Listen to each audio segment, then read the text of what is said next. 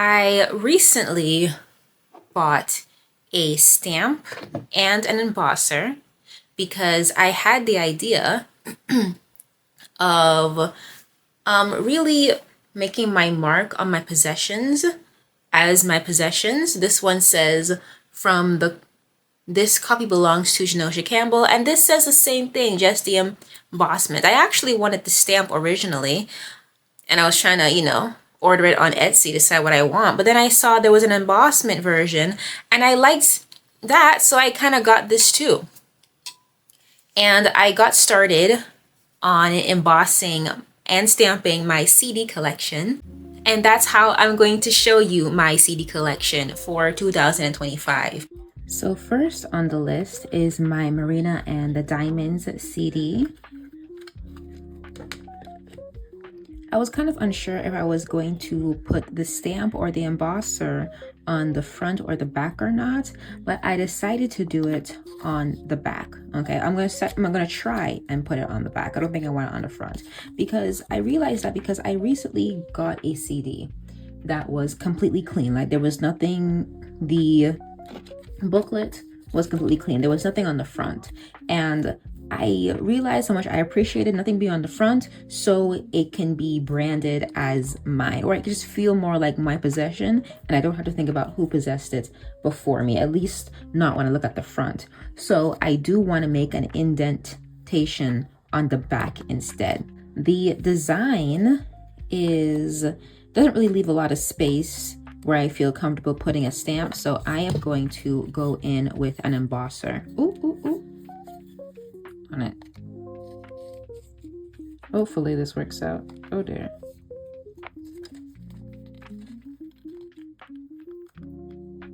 Oh dear.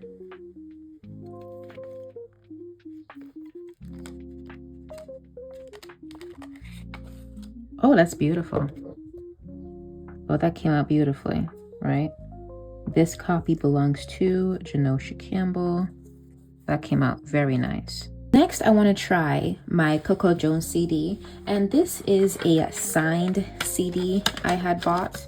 See that? It's very faint. She signed it in silver, but I think that when she got to my slip, it ran out of ink, so the ink doesn't show up as boldly as I would like. It's very faint.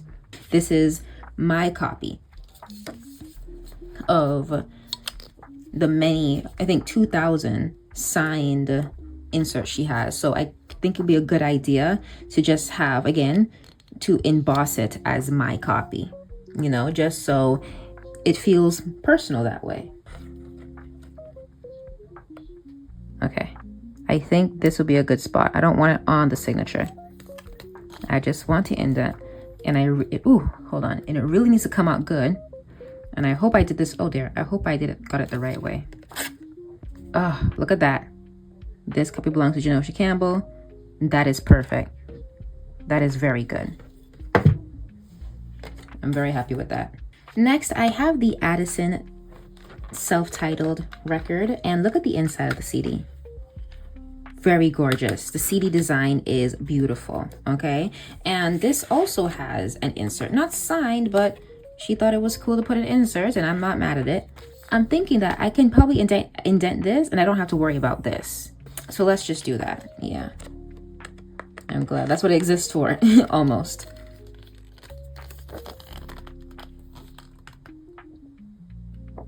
Nice and good, nice and firm. Please, please, please. Nice. I squeeze it very, very hard to the point where it kind of has to tear into the paper a bit. You see those white blotches, those white spots on it. I wonder if there's a way to avoid that. I wonder, because I'm afraid of pressing too light where the indent doesn't really come out that boldly. Do you see that? We don't want that. We want this. We want it to come out extremely bold. Even this is kind of bad in this area, But in trying to assure that, it kind of rips the paper a bit. But it's still nice. I still love it. Ugh. This is the best idea I ever had.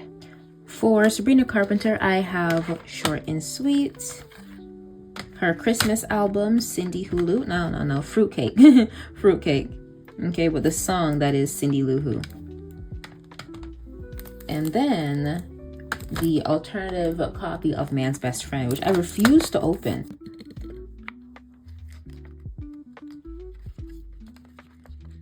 Oh dear, let's see that. That's perfect. Look at that. Oh, I'm so happy.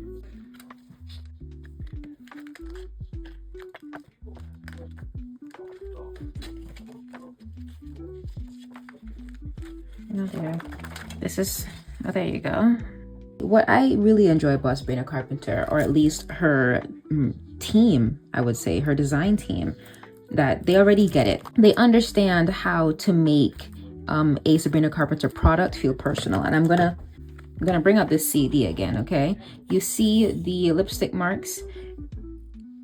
CDs are kind of out of fashion, so people of my generation, Gen Z, don't really I don't think they really pick up on how interesting the CD design is, the CD art. But basically, it's a CD with lines on it, and on the line she writes, well, not she, but it's Sabrina Carpenter shirt and sweets in a handwritten format and a handwritten font, right? And kisses all over it. And CDs back in the day, you would just buy copies and it would come like blank with lines, so you can write your own. You can basically make your own CD of select what photos and music that you want, burn it into the CD, and then label it. Basically, those type of CDs existed. Well, they still exist. Again, I just don't think Gen Z is all that familiar with that. So how the CD design is approached here, it is to make it seem as if Sabrina Carpenter herself burned this CD, handwritten it, and kissed it to give to you personally, right? She's making it feel very personal to the consumer. And I really appreciate that about her or her team in how they design her products, okay? And I would say the same thing for the stamp.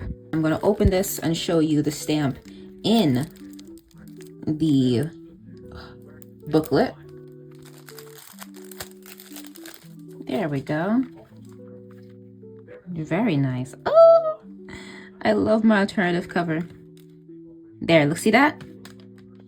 So the booklet, it also has a Sabrina Carpenter stamp. It just makes the product feel more intimate to possess, okay? Feel more intimately delivered to you than something that you went to the store and bought a copy of. I really like that about how Sabrina Carpenter approaches her products. And so much so, right, I considered using my own stamp, right? Again, I have a stamp version of This Copy Belongs To. It feels more right to put my own stamp next to Sabrina Carpenter's, claiming it as mine, while she claims it as her production, instead of an embossment, you know? And she also just leaves enough space in all of her CDs, as you've seen so far. Sabrina leaves a lot more space to have me do what I want to do. Really love that about her too.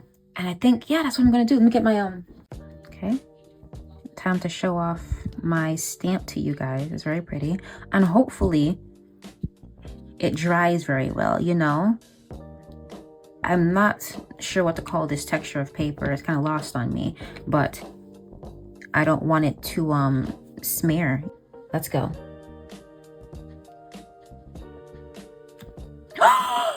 That's almost perfect. You see the Y is kind of faint, but it's okay. That's gorgeous. Right next to Sabrina Carpenter's. Nice. This copy belongs to Janosha Campbell.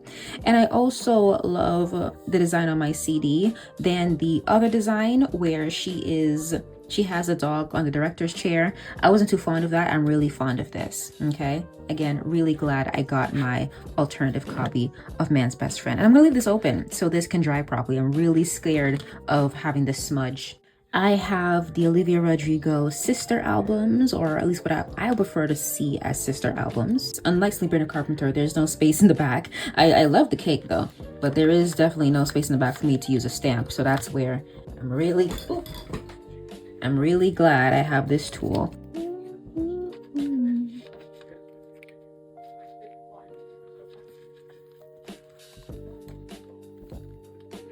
Okay, and I should mention that the texture of this paper, hold on, let's see. Can't speak too soon. Ooh. Look at that, okay.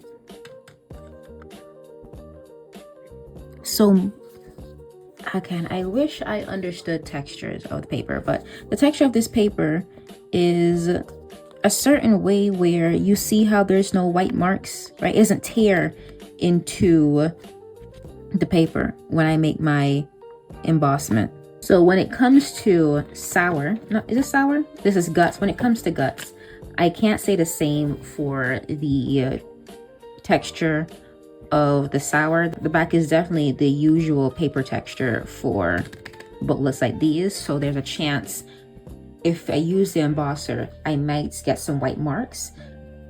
But that has me thinking that there's enough space where I feel like a stamp is in order, you know? A pretty stamp works, and I'm not interrupting the subject of the photograph. So let's do that.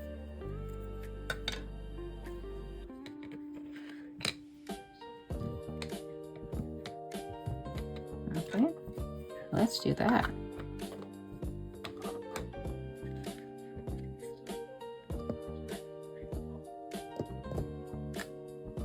Oh, okay, so I did not check to see which side it was in. So it came out sideways. It came out beautifully, but sideways. This copy belongs to Janosha Campbell.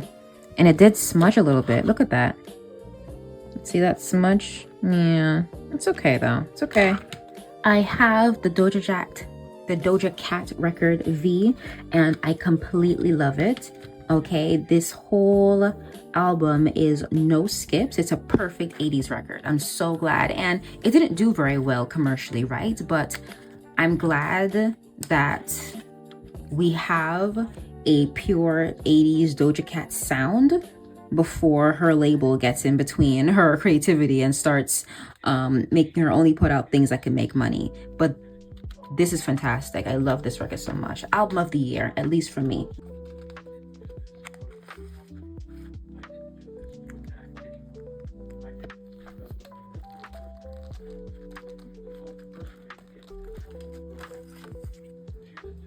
On my Taylor Swift CDs, we have Folklore, Torture Poets Department, Evermore, and Life of a Showgirl. Let's do it.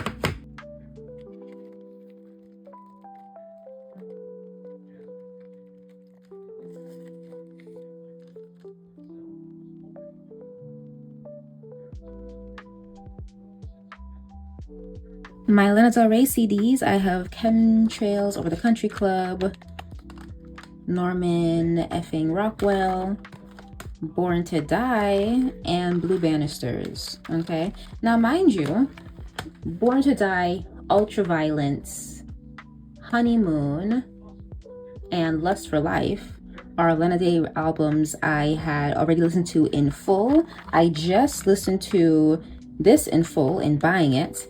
I have not listened to Blue Banisters or Norman Rockwell. I only bought these three to catch up with Lana Del Rey.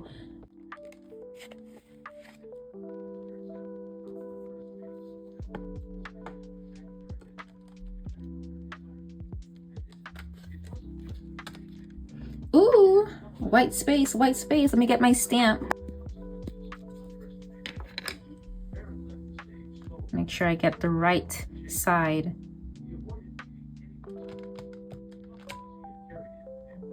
Perfect.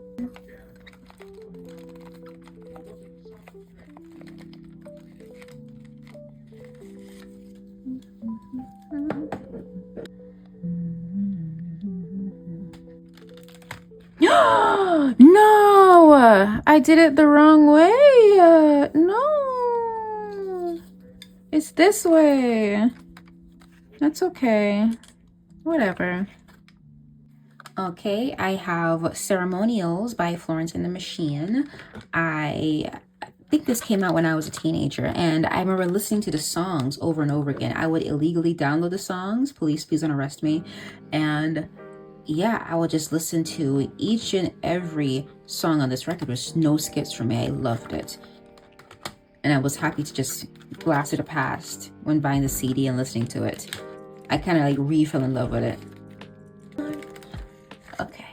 Beautiful, beautiful. I am trying to learn Spanish, so I went ahead and bought some CDs of Spanish, how I say this, Latin American artists that I recognize. And of course I recognize Shakira, so I got a copy of her record on eBay of her Oral Fixation. And mind you, I got this because it has Hips Don't Lie. Then I realized that she doesn't really have, this is her, okay, this is her English version. This is Oral Fixation 2, and this is Oral Fixation 1. This is the Spanish, not version, but part 1 is all Spanish, part 2 is her English debut. So once I realized that, I was like, well, I want to learn Spanish through Shakira, so I'm going to get part 1 as well. So I got volume 1. I don't feel like taking this out. I'm starting to get lazy. I'm going to stamp this. That's what I'm going to do. There's enough space for that. I'll stamp it. I'm sorry, Shakira. Okay.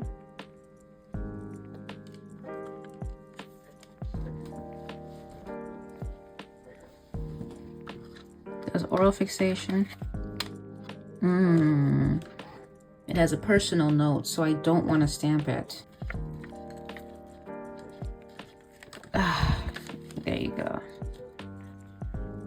And also, I got the Rosalia Lux CD when she released the video for, I can't pronounce this, Belgrum.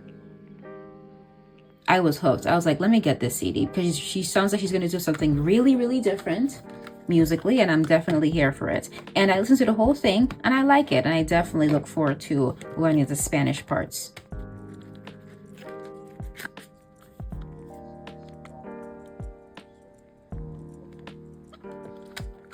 I am trying to build a Twilight soundtrack collection of CDs. Okay, I have Eclipse and New Moon. I just need Twilight, Breaking Dawn Part 1 and Breaking Dawn Part 2. And I might just get Part 1 and get the Part 2 because the music in Part 2 is fantastic. Like, I still have songs playing in my head. All of the Twilight soundtrack have the best music. It's probably the best arrangement of songs and artists that, you know, a movie soundtrack has ever put together. One of the things I've been looking forward to in transitioning to using a CD player for music is listening to oldies, collecting CDs of oldies and classical music. Okay, just collecting interesting CDs. So I have Frank Sinatra. I have, again, the correct version of Sound of Music, the soundtrack. Okay, I have Les Mis because Les Mis is my favorite musical. However, this is the original Broadway cast recording, I think from the 70s. I realized that the one that I really want is a recent one. It's like the recent Les Mis cast. I don't want the 70s one, so I kind of regret this. I have a Winter Solace. This is a solo piano music that I intend to listen to for the winter. Ignore this, okay? I don't know which one is the... I have one Sound of Music case, which is the DVD, and one that's the CD, okay? The soundtrack CD. I got this. This is also a piano music called December, and as soon as December hits, I'm going to listen to it.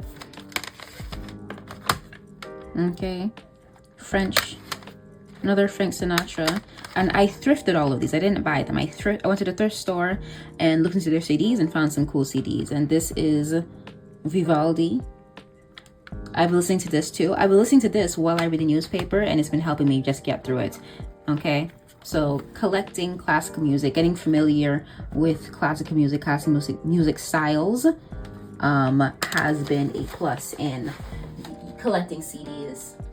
Another genre of music I also been introducing myself to is jazz music. I'm talking about jazz music origins with I believe Black musical artists, African American musical artists. So it'll be jazz and also the blues.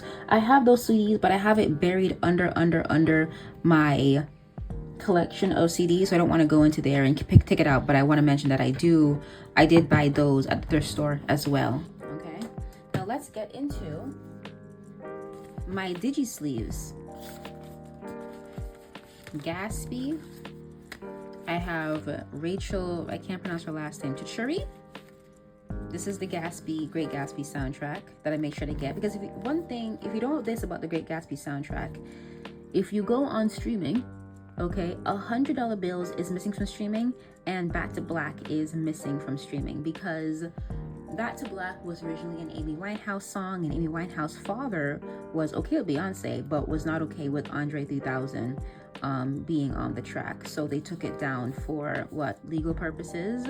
So if you want these two, you have to go to YouTube, and there's a whole bunch of other songs here that are missing. Into the Past by Nero, that's not available on streaming as well, and I believe Together by the XX is not available on streaming. Okay, you can't find the album as a whole on streaming without some missing parts, and that was also the case with my Twilight soundtrack as well. I didn't get it just to get it. I get it so I can listen to the songs in line as I used to when these films first came out, right? That's the whole purpose of having physical media. Nobody can just wipe it off from the internet and you no longer have access to it. You can still have access to it because you have your own copy. And I made sure to have my own Great Gatsby copy, okay? And it came in, I believe, what's called a digi-sleeve. And look at this. Gorgeous. Gorgeous. The eyes of God. And I was thinking, I have one more digi-sleeve. That's, oh, there you go.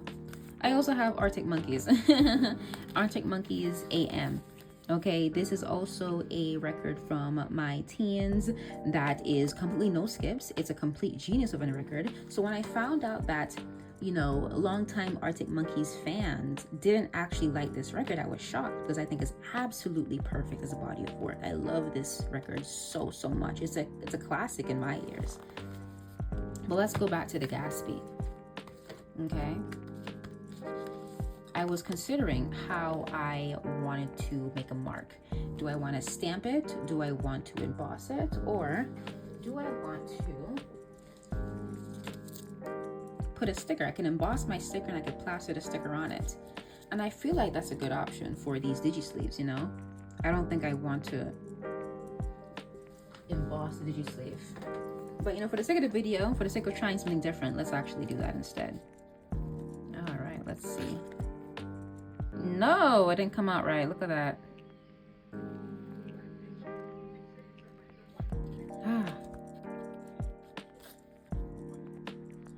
I think that works. Yeah, I like that better.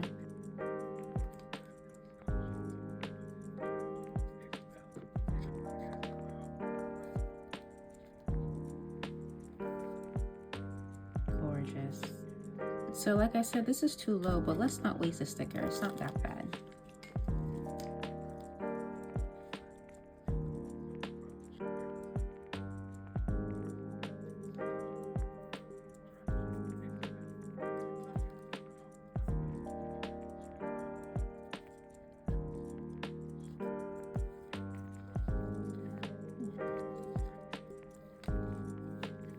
I have a pack. And there's gold seals and there's silver seals. Let's grab the silver. Dun, dun, dun. Oh, I'm scared. Oh, no! You see I made a small indent already. Oh, this is sensitive. Ooh.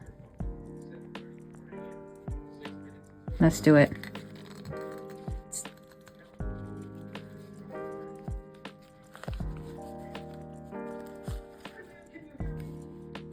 That's great. That's very good. Ooh. Actually, let's hold on, because I more so want this for Arctic Monkeys. You see that big space, that big black space? Yeah, that's gorgeous.